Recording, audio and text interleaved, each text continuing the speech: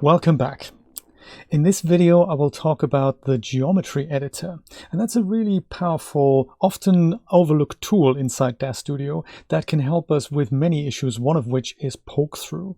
So poke through is kind of the main topic, and this is the reason why I'm bringing it up. But because it has so many other features, I might just mention a few along the way that can make your life in Daz Studio a lot easier. So poke through is this thing that we'll encounter time and time again, and that is when clothing doesn't fit the character properly. So typically you have a shirt or something on the outside of a character and it doesn't quite fit them. So the character itself will poke through the shirt or poke through the clothing, and that'll appear as a kind of a skinny white patch that kind of pokes through, and that looks ugly, and there's a way to avoid that.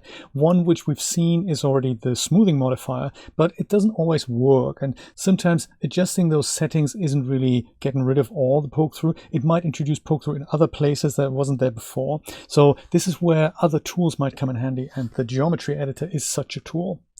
Let me introduce you to my assistant here. This is George. Hello, George. How you doing? George is in good shape, and as such, not all 3D clothing might fit him equally well. It might have to be made a little bit bigger, and we can see that he has a couple of issues here. One is on his shirt up here, as well as on the underarm area here, and the other one is on his side here on the trousers.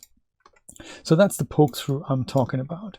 And one way to avoid that is to literally switch off the geometry underneath. So if I go and make George completely invisible now, by just clicking that little eyeball icon here, I can see that, well, George is completely gone, and so is the poke through, literally everywhere. But of course, George is gone in his entirety, so that's not exactly what we had bargained for. What the geometry editor is going to let us do is we will be able to select a portion of George, like namely just this portion, and just make that bit invisible. So not the whole figure, not something like a whole surface of the figure, but just one portion. And we'll be able to select that and store that inside Daz Studio, or store it with our scene file so that we can bring it back later, or make it invisible again later. Let's take a look at this. So before we look at George, let me go and create a sphere primitive so I can show you some of the features that the geometry editor has. So new primitive sphere with the defaults. I'll select it, and then I'm going to move it over here so we can come back to George. I might go and make it a little darker just so that we can see this better as I demonstrate this. So with the sphere selected, I'll head over to the Surfaces tab, where we have one surface called Default. Every primitive that we create with Daz Studio has that. A surface called Default. And then on the base color channel, I'm going to make this just a dark gray, something like that. There. Now we can see it a little bit better. I might also, because I'm not entirely sure if do I like the shine? I'm okay with the shine. I'll leave the shine. If you didn't like that, you can crank up the glossy roughness here if you wanted to get rid of that. So that's kind of nice that we can see all this in filament. I might set this to kind of 0.5 here. There we go. Now let me go and switch over to the geometry editor. So that's at the top here in the toolbar. I have it here. This is it, the one that looks like a little grid with a pencil icon type thing. That's the geometry editor. And it's another tool, so hence we also need to switch to the tool settings tab in a moment. Just in case this icon isn't here, head over to tools and select the geometry editor from here. Default shortcut key is Alt-Shift-G. So then with that guy selected, I'm going to switch over to my tool settings, where most of that evil magic is going to happen here. On here we have the groups, we have some selection modes, and we have a symmetry setting there. And as I said, we don't need to know all about these things, just the basic principle. These are groups, face groups, surfaces, regions, and selection sets. This is the one that we're going to be working with, but know that the principles of selection sets will also work for face groups and surfaces as well as regions. When we look at George, we're going to see that there's a lot of face groups in George, as well as surfaces, as well as regions. And surfaces is in fact the thing that we've been introduced to on the Surfaces tab. So if I open this up, I can see my default surface here. So that is the same surface. And in fact, the geometry editor is a tool with which we can create our own surfaces if we wanted to. It's also a tool that lets us rename this. So if I don't want to have this be called default, I can call it, I don't know, something like a test maybe. And then if I go over back to my Surfaces tab, I can see that my sphere now has a surface called test rather than default. So that's something interesting to keep in mind. If you wanted to make more surface sets, this is how you can do it with the geometry editor. Let me go and unselect this. So just click something in the gray bar. If you select this, then you see that my object turns red, and that means these polygons are now selected. If you select something in the gray area, then it unselects everything.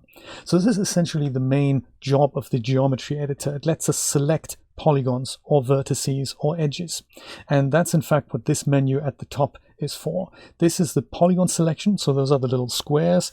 These would be the edges. Those are kind of the, the edges. And then these are the vertices. Those are the little dots that we see. Currently, I don't actually see my geometry on the surface, so I might want to enable that so that I can select things a little bit better. I mean, I can select things here already, but I don't really know where my geometry ends and where it begins. So you might find it easier to switch from the filament viewport into either the wire shaded or the wire texture shaded modes. Filament itself, which is the one that I'm working with, also supports showing the geometry, and that is in fact under the Draw Settings tab. Just as an aside, if ever you wanted to work that way, and I might just actually work that way, over here under Drawing, so that's on the Draw Settings tab, under Drawing, you have Draw Node Wireframe. And if you enable that, then you can see that my wireframe is now overlaid on my geometry, both here as well as on George. So that's another way to enable and disable that. I might just stay in Filament for this and have a look at how we can select things here on our sphere. So I was just casually left-clicking and dragging over the sphere, and then it looks like I'm selecting polygons, and this is in fact exactly what happens. If I do that again, so if I go and left-click and drag somewhere else, then my previous selection goes away, so everything in yellow is selected, and my new selection is being created. If I wanted to select something and then add to this selection, you can hold down the Control key and then select something else that'll add to the selection. If you wanted to remove something from that selection, you can go and hold down the Alt key. That'll remove things from the selection. And this is now my active selection here. That's kind of neat. You also have symmetry options here, but typically when we deal with poke through, we don't really need that. Just know that it's there and explore it at your own leisure. Just in case, if you follow along and your cursor doesn't appear to do this, it might be that you're not in the drag selection mode. So we have several ways to create selections here, and they will appear when you right click anywhere in the viewport, and then you have this thing here, selection mode. So that is currently set to drag selection, and that's the mode that lets me left click and drag over my object to select an area. That's the one that I find more useful. But there's two others. One is the marquee selection, and that is in fact a rectangle that we can draw out like so. We can barely see it in the video, but if you left click and drag a rectangle out, then whatever is inside that rectangle will be selected as polygons. And the same goes for the other selection mode, which is the lasso selection, and that's not a rectangle, that's like a freehand thing you can draw out, much like we've used to it from other applications, and then anything inside will be selected. So this is most useful if you're not in the perspective view, if you're in an orthographic view. So if I'm going to go and look at my sphere from the front here, then I could go and use my marquee selection and left click and drag the whole top part of the sphere. And when I do that, everything here will be selected kind of evenly, like the top, the north half of the globe if you want. I'll go switch this back to my perspective view to have a look at it, and that's exactly how it happened. This is another thing to be aware of while we're selecting things with the geometry editor. Other 3D programs work slightly differently. So in Blender, for example, if I had done that, then only my visible, to me visible polygons will be selected, and anything behind it will be unselected unless I go into a separate mode. So Daz Studio will select everything that is within this range, whether it is visible to the camera or not. So even polygons facing away from the camera will be selected. Just something to be aware of. So right click, selection mode, drag selection, that's what we want. While you have a selection active, like this yellow stuff here, you can go and save it as a selection set. In fact, as a selection set, or as a surface, or as a face group, or as a region if you want it. We're going to do this 2 times actually on the selection sets here. That's the one that we need, or that's the one I recommend you use for poke throughs. If you go and select this group here, this kind of heading, and then you right click on this with the selection active, you can say create selection set from selected. And when you do that, a little dialog comes up that asks you to give it a name. So I might call my selection Northern Hemisphere, like so. And then I have a selection that I can bring back. As I select this, it'll turn red, and that's just indicating this is where this group is. So if I go and select the bottom part here, you can see that the selection is still active, but the red thing has kind of gone away here. So the red thing is essentially this highlight color here. It's a little difficult to understand. The selection itself is still active. So if I wanted to get rid of that, if I wanted to clear my selection out, then we have to right click again, and then under geometry selection, you can select clear selection.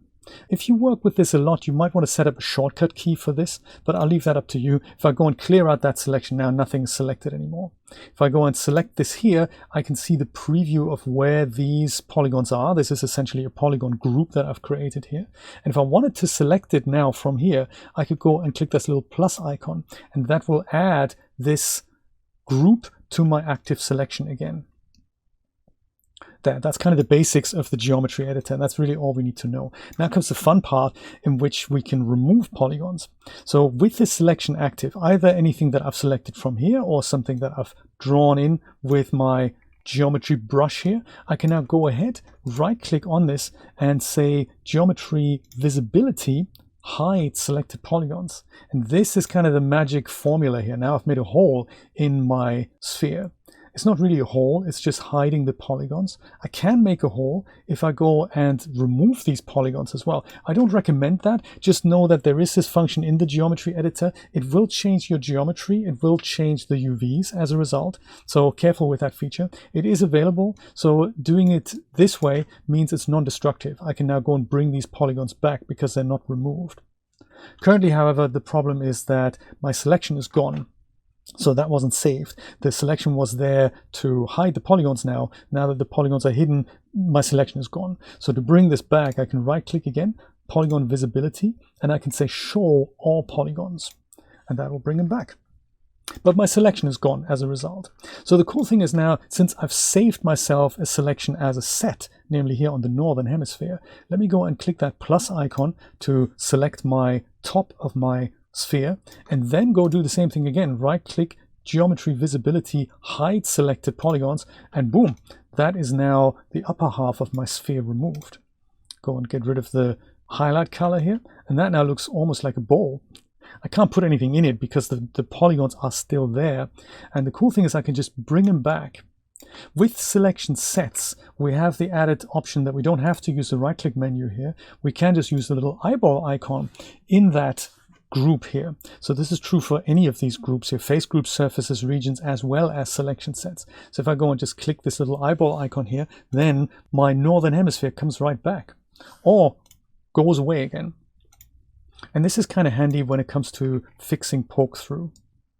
Now the same principles that we had on the sphere will also apply to George. Let's turn our attention over to George and see how we can help the man. So let's go and select him first. Anything that you do will only work on the item that is currently selected in the scene tab. So I need to select George because he's the one whom we want to hide polygons on. And let's go and have a look at, might make my sphere invisible here.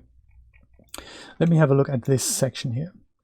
So I can see polygons on here already. I can go and just left click and drag over George like so. If you find it's easier to see this, just feel free to switch over to something like wire texture shaded, or better yet, wire shaded, because that'll get rid of textures. And now we can see maybe a little bit better what we're selecting. If I go and do this from an angle, sorry George, looking at your butt there, then I can go and see that anything that's kind of white, I want to go and select something slightly further on the outside here. If you look at straight on it, you can barely see it, but if you see it from the side here, you can see that anything that's kind of white, that'll be the geometry on George that we've selected here. And if we go and go to our selection sets here, I'll go and right click and say create selection set from selected. I can call this one maybe hip poke for example, and that means I've made a new selection set that if I now go and click the little eyeball icon, it gets hidden.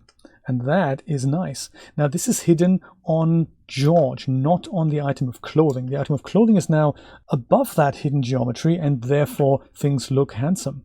Let me go switch back to filament and see if that is in fact correct. And I'm also going to go over to my draw settings and switch off the draw node wireframe in filament so that we just see a preview here. And look at that. So the red thing is now just an indication that this is a highlight. Like on the tool settings tab, we have this highlight color. If I go and select nothing, then that'll go away. And so does my poke through.